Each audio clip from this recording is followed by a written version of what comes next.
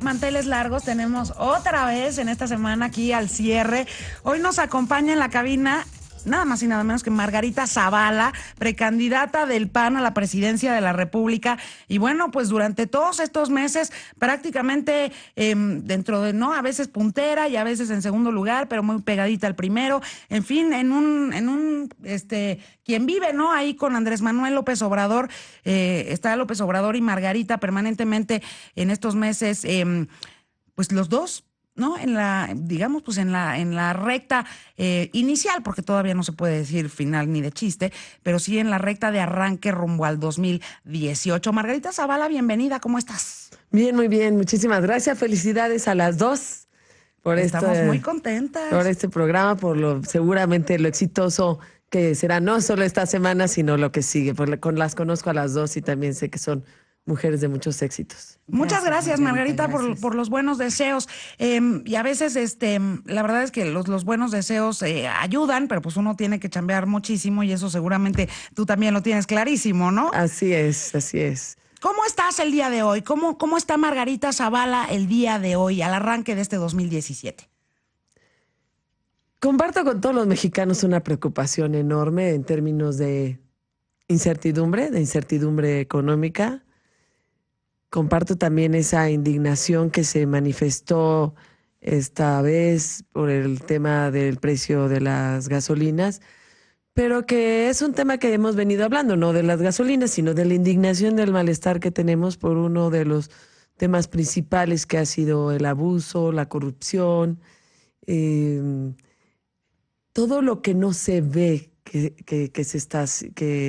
porque no se está haciendo. Si la gente no se siente en mejores condiciones de bienestar, no se siente con mejores servicios públicos y al mismo tiempo, pues ya este precio de la gasolina sí hace pensar pues, en una serie de impuestos que no se están reflejando en la vida diaria de la gente. Entonces, más allá de lo que uno puede decir, bueno, de empezar un nuevo año y nuevos proyectos y demás, es cierto que no tenemos un país que esté sintiendo que las cosas van bien. Y al contrario, hay una enorme incertidumbre que me preocupa mucho en todos los términos. En su mensaje de Año Nuevo, que en realidad pues fue un mensaje para hablar nuevamente del tema del alza a los precios de la gasolina, Enrique Peña Nieto de plano le echó la culpa a Felipe Calderón y a su sexenio. Un gobierno lo que debe hacer es asumir responsabilidades. Y en ese sentido, esto que estamos viviendo, esta incluso incertidumbre económica, tiene que ver con una serie de decisiones que se tomaron al principio y esta es la consecuencia de mucha irresponsabilidad, no solo por un tema que todos sabemos de corrupción, que me parece que es así como hablaremos quizá del muro, el muro que en realidad nos estamos estrellando todos, que es el tema de corrupción, sino también una serie de falta de pericia técnica también, en términos de tener un presupuesto, de tomas de decisiones equivocadas, de déficit públicos que se fueron aumentando en momentos que no era necesario aumentarlo y que eso hace que el peso se debilite más, un precio de petróleo que cae en octubre del 2014 y que no lo podemos contener o compensar precisamente porque teníamos un déficit alto, una serie de impuestos que se subieron, una reforma fiscal que no tuvo que ver con crecimiento.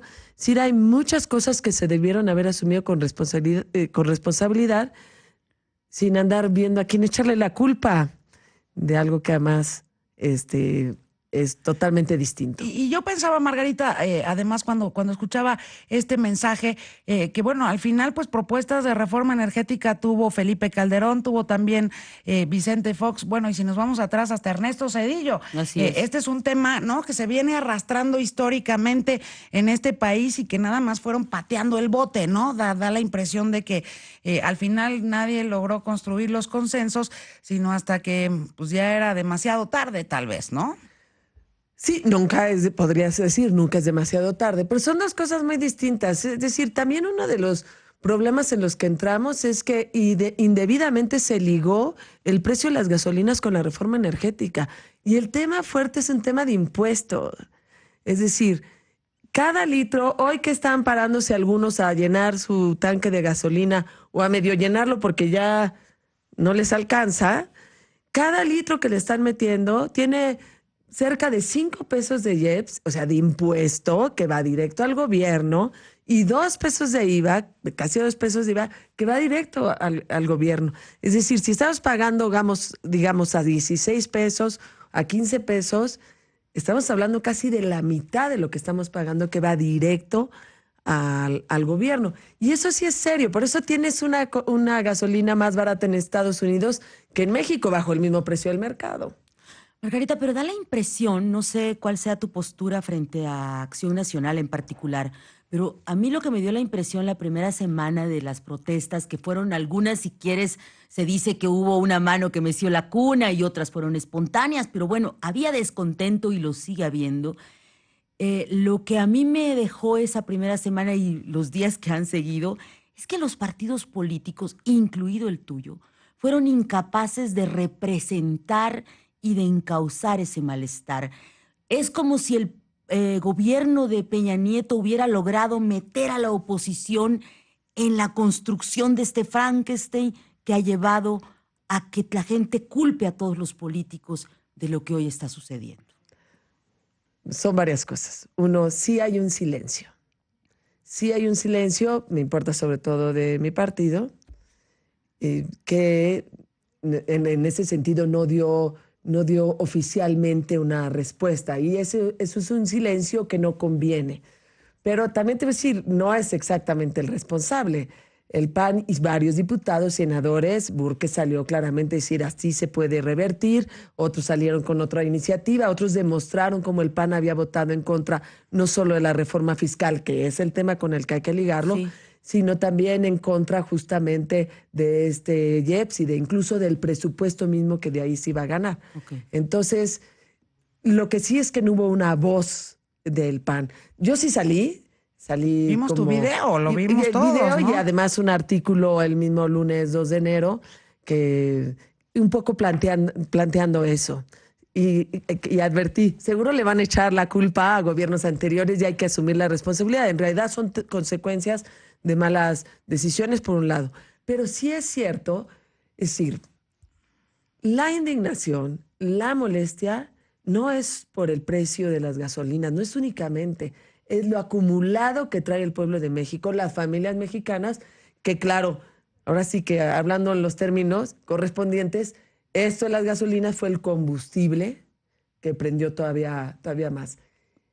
Sí tenemos que hacer un esfuerzo todos en darnos cuenta si lo que se ha perdido es este sentido democrático, este sentido de la oposición, del diálogo, de los contrastes. Así es. Porque... hay cosas que como partidos políticos y como personas en la oposición tenemos que decir que no pueden decir muchos privados o un empresario o no pueden decir un ciudadano de la calle o alguien que tiene un ONG. No les toca, le toca a quien está haciendo oposición, a quien está trabajando en ello.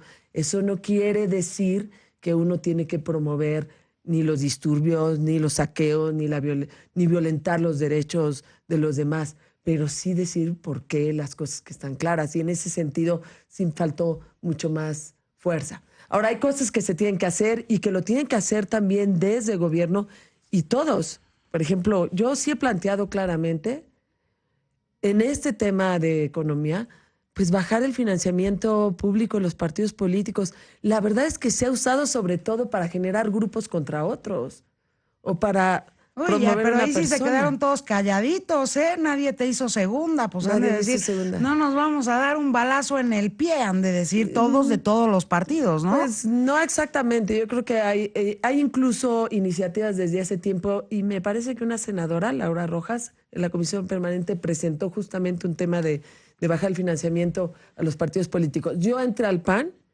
y no recibíamos subsidio.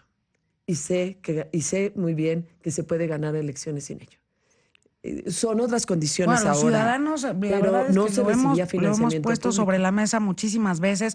Los ciudadanos, los académicos, yo creo que ese es uno de los temas más sensibles para la opinión pública, pues que le quiten tanta lana a los partidos, ¿no? Y tiene que ver con la economía, y tiene que ver con los esfuerzos que se pide desde un gobierno, con los esfuerzos que se pide también desde un Congreso. Uno de los temas que yo vi muy fuerte es Uno, la enorme insensibilidad. Dar un mensaje después de muchos días. Luego, acompañarlo de nombramientos. Entonces, el mensaje no era el principal. Luego, avisar, decir constantemente que era algo que se tenía que hacer, pedirle un esfuerzo a los ciudadanos en el que no se ofrecía ningún esfuerzo desde las autoridades del gobierno. Y ahorita empiezo a escuchar varios esfuerzos, incluso por instituciones o por gobiernos. Sé, por ejemplo, el INE dijo, yo regreso al edificio, que nos íbamos a hacer, que estaba bastante fuerte, son de 1,000 millones. Me parece el gobierno de Durango, Rosa Saspuro, anunció que quitaba el programa de reemplacamiento que implicaba un gasto para las familias. Empiezan a decir, me parece que el Congreso de Sinaloa se quitó los vales, los pasó a un hospital. Si tenemos que ir revisando cuánto pone también la autoridad en este sentido de reciprocidad. Margarita, eres la única política a quien Andrés Manuel López Obrador menciona casi por su nombre, casi, ¿no? Porque siempre dice la esposa de Felipe Calderón. Pero bueno, eres la única de sus opositores a quien osa dirigirle la palabra, digamos, ¿no? Sí, ha de traer ahí algunos números interesantes. Ahora, yo le he dicho siempre a él por su nombre, Andrés Manuel o López Obrador. Y a las mujeres, y lo he dicho muchas veces, no nos importa que nos diga la mamá de la hija de él, pero que nos definan a raíz de otro, pues sí es un tema que tiene que ver con expresiones más bien un poquito ya del pasado y que reflejan un poco de misoginia. Por eso sí he pedido, así que Margarita Zavala, aunque le cueste trabajo, ¿no? Pues lo ves como en ese sentido machista y antiguo, o sea, porque nos acaba de decir del pasado, ¿no? Pues es una cosa antigua pensar que una mujer es propiedad de un hombre, ¿no? Antiguo y siempre falso.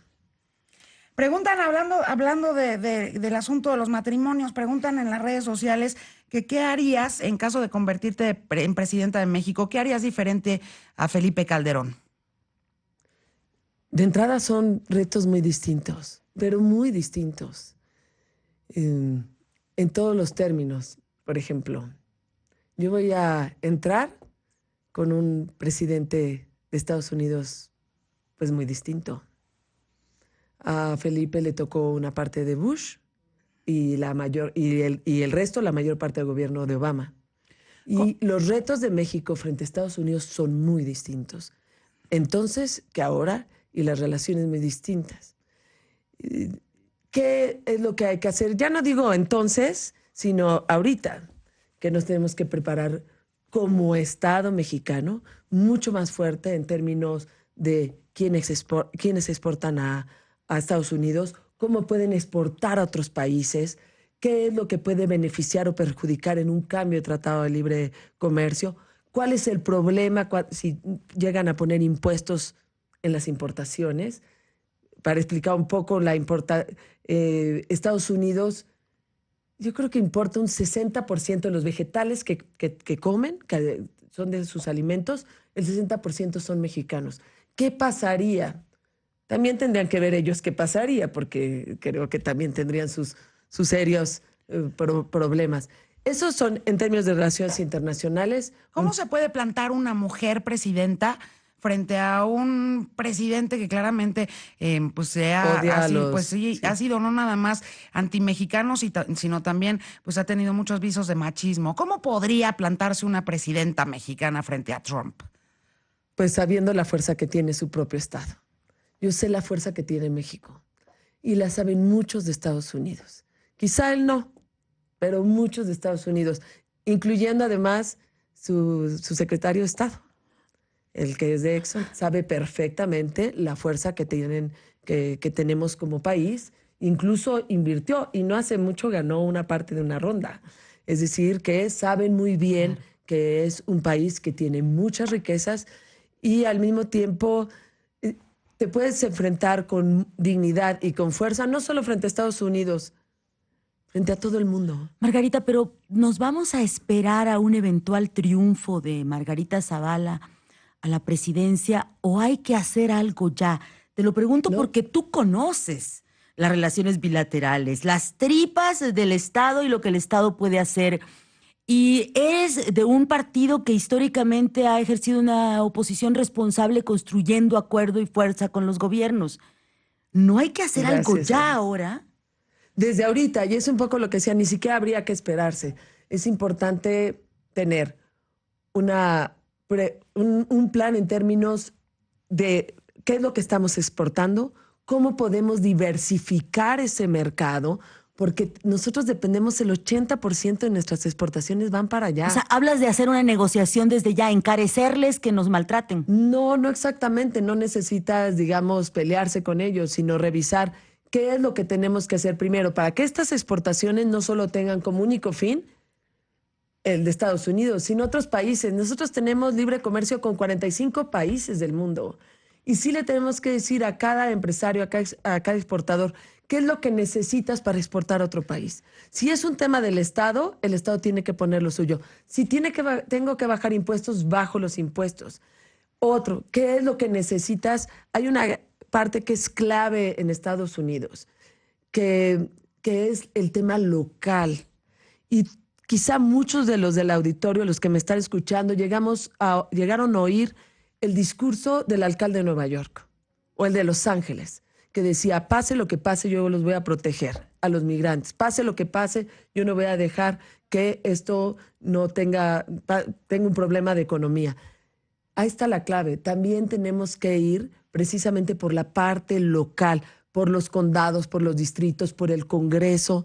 No solo es un tema del Ejecutivo, no solo es un tema del titular del Ejecutivo, sino también de los congresos, de los condados, de los municipios y también de la relación bilateral que se tenga entre empresarios de aquí y de allá. Pero allá tienen que saber que el Estado mexicano está atrás apoyando a sus migrantes y apoyando también a sus empresarios. Justamente, El tema de comercio sí es fundamental y el tema económico es muy fuerte. justamente Migrado MX pregunta aquí en Twitter, Margarita, ¿qué ofrecerías tú siendo presidenta a los migrantes mexicanos? Mandamos 23,000 millones de dólares al año. Y bueno, pues Trump también ha amenazado ante la posibilidad un poco como de requisar ahí las remesas, ¿no? De quedárselas del otro lado.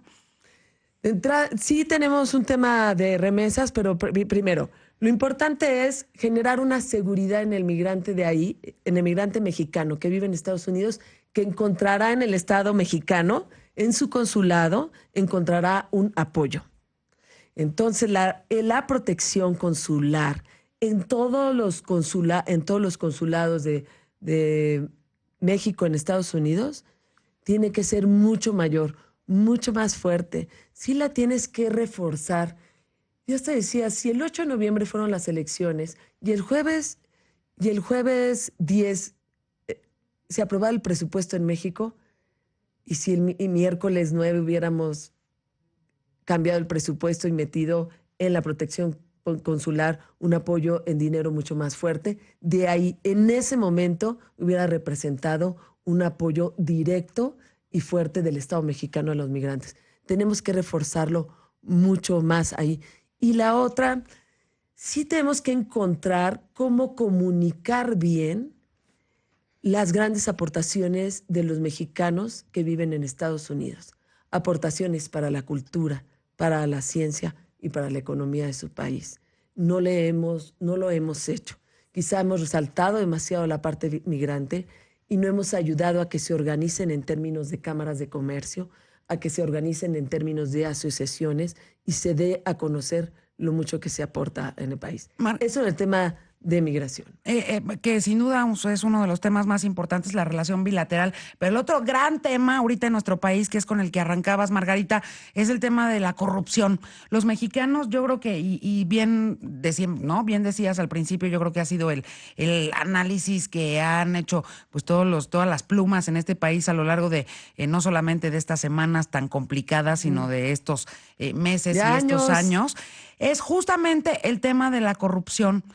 Ahí sí, ¿no? Pareciera que pues la voluntad política de algunos no ha alcanzado y no ha sido suficiente para acabar con ese cáncer terrible en nuestro país. ¿Por dónde empezarías tú si fueras presidenta?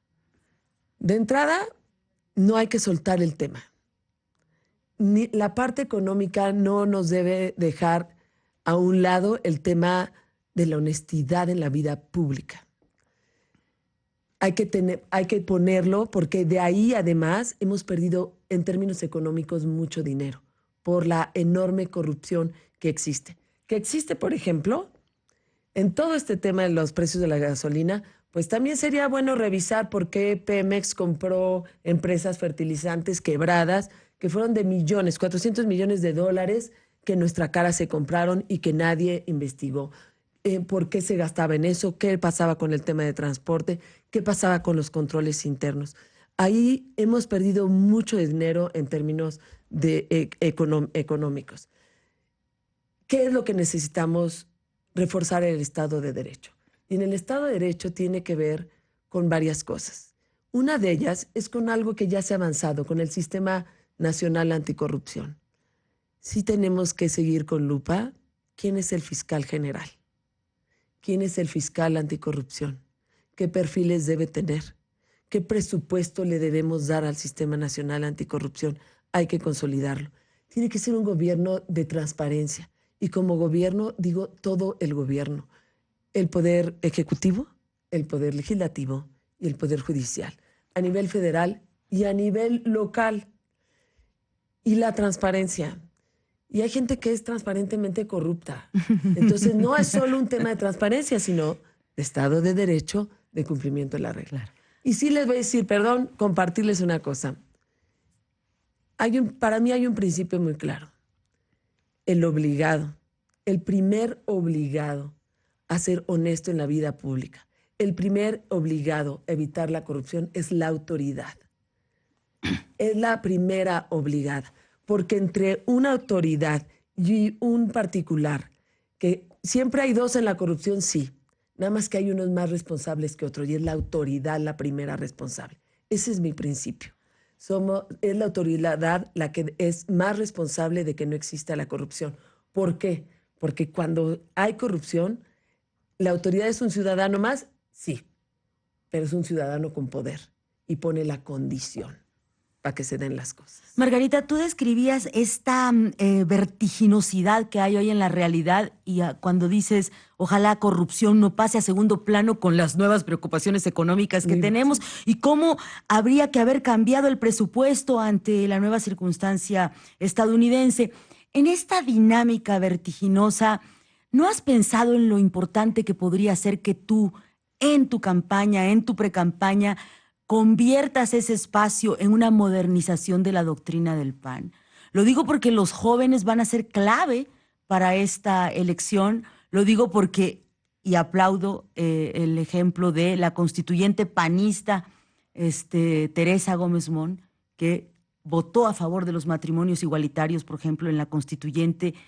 ¿Cómo vives ese cambio y crees que vas a poder llegarle a los jóvenes y no podrías de paso ayudar a que tu partido se actualice? Bueno, primero, los jóvenes no solo son muy importantes en una elección, sino en nuestro país.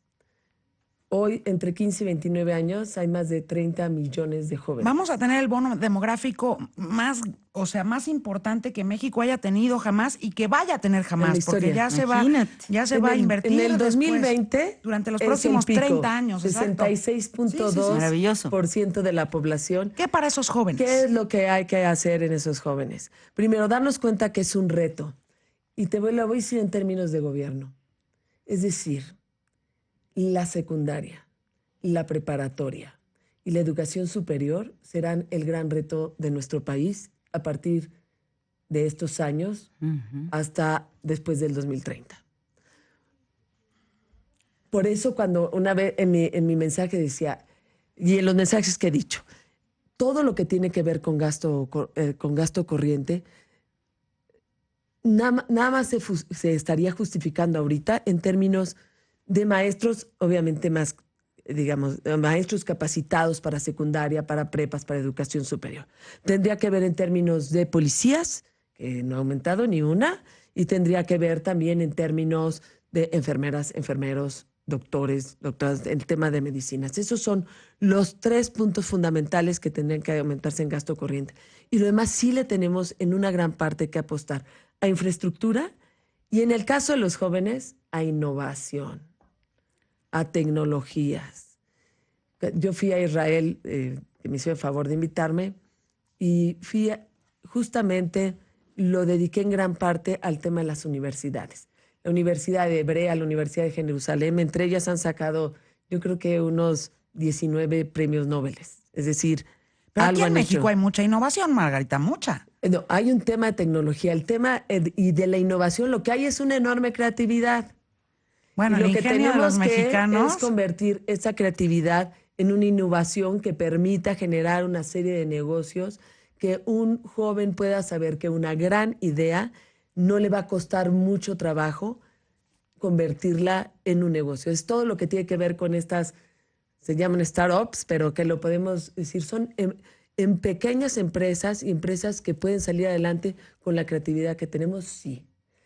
Pero eso requiere de un esfuerzo en ciencia y tecnología, en educación, en las universidades y en el sistema mismo de economía de buscar a empresas y hacer empresas de ellos. Oye, ahora que dices creatividad e ingenio, y jóvenes, por supuesto, ahora los chavos todos, y yo creo que los adultos y adultos jóvenes también, todos, pues estamos pegados a las redes. ¿Cuál es el meme de Margarita Zavala que te ha hecho reír, que te ha arrancado una carcajada, Margarita? Seguramente debe haber, ¿no? Porque pues, es inevitable.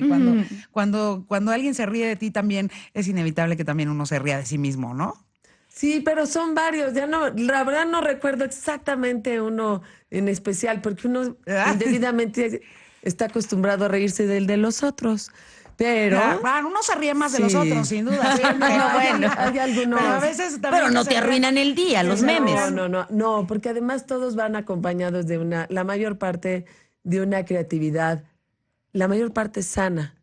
Entonces, algunas cosas tienen que ver con memes que los convirtieron o las caricaturas. Pero ahorita me han gustado mucho las caricaturas, aunque me hacen reír mucho y a veces exageran. Pero bueno, no sé, hay algunos. Lo voy a escoger y luego te aviso. Escógelo y nos lo mandas, Te lo mando. Margarita. ¿Cuál es el meme más? El meme de Le pido al Margarita que auditorio más no es ha hecho. competencia, ni me manden sugerencias, ya veré cómo. Exacto. El meme que realmente de Margarita que le ha arrancado alguna carcajada a Margarita Sí, Zavala. los voy a buscar porque algunos los he mandado. Suelo tener muy buen humor a lo mío. No queremos abusar de tu tiempo, Margarita Zavala. ¿Algún mensaje final para nuestra audiencia aquí en Al Cierre? Muchas gracias por acompañarnos. Creo que tendríamos decenas de preguntas todavía por hacerte, pero Ay, evidentemente volverá, sabemos que tienes volverás. una agenda de actividades. Ajá, y las preguntas que tenemos las dejamos pendientes. Para ahora que vengas al noticiero en Imagen Noticias en televisión. Que está Muchas felicidades. Por supuesto, volveré, además tratándose de ustedes que son como pues la fuerza de las mujeres que además están aquí por el mucho trabajo que no ha sido gratis, todo ha sido con trabajo. Sí, son momentos muy difíciles del país. Acompaño en ese sentido pues los esfuerzos que de muy buena fe y genuinamente se están haciendo por muchos hombres y por mujeres, pero sobre todo sí es importante voltear a ver a la historia de cada una de las familias que ahorita se les está complicando la vida porque de pronto se les hizo 20% más cara la vida. Y desde la política podemos exigir mucho más para tener un México a la altura de las circunstancias. Aunque sean momentos difíciles para el país, de verdad les quiero decir que es un gran país. México es un gran país y esa idea no nos las puede quitar nadie. Solo que hay que exigir y trabajar para lograr precisamente que este gran país que tanto amamos lo llevemos al lugar donde debe de estar. Muchas gracias, Margarita Zavala. Ya te comprometiste a venir al foro de Imagen Noticias. Claro pues que sí. muchas gracias. Vamos a hacer